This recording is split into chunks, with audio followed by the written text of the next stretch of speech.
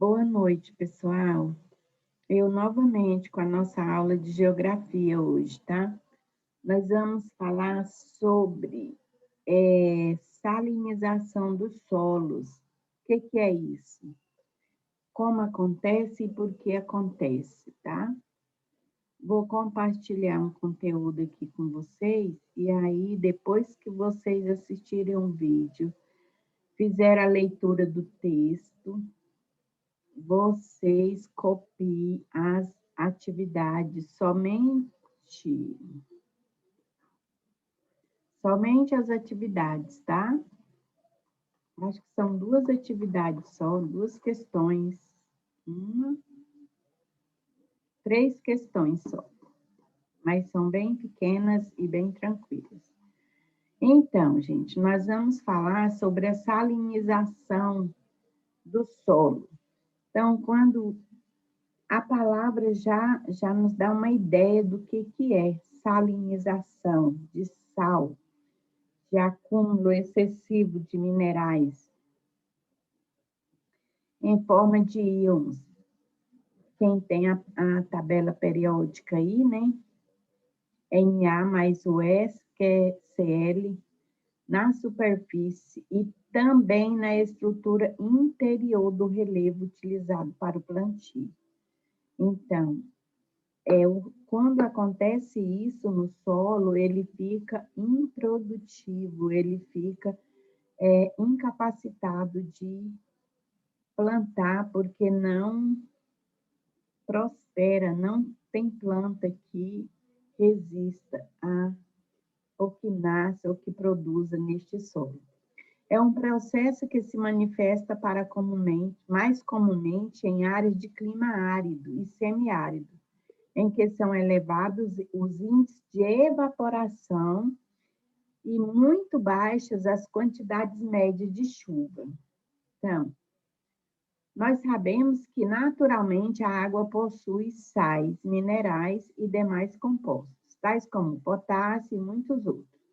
No entanto, o acúmulo excessivo dessa água no solo, somado ao seu elevado índice de evaporação, pode provocar o processo de salinização, pois os sais depositados não evaporam em conjunto. E aí, o acúmulo disso aí no solo, ele provoca a desertificação, certo? Ele perde toda a fertilidade do solo e acontece o processo de desertificação, ou seja, o solo vai se tornando realmente um deserto, sem planta, sem vida. Existem três causas principais para a salinização do solo: a subida do nível freático, a adoção de métodos incorretos de irrigação e o acúmulo de água salgada proveniente dos mares e oceanos.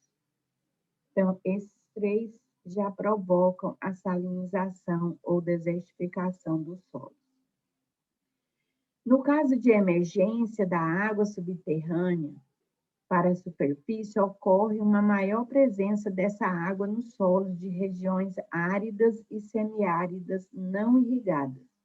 Havendo o acúmulo dos sais em virtude de intensa evaporação, haja vista o clima seco, para isso acontecer, o nível da água do subsolo tem de estar, obviamente, próximo à superfície da terra. Ou seja, o que é mais comum em regiões de planícies aluviais e também em áreas de depressão relativa e absoluta. Além da presença dos tipos climáticos também citados ali acima. Os métodos incorretos de irrigação também provocam, ou em algum caso apenas intensificam esse processo de salinização dos solos. O correto, em tese, é o emprego de técnicas de gotejamento, em que o uso da água é mais contido, afetando em menor grau o solo.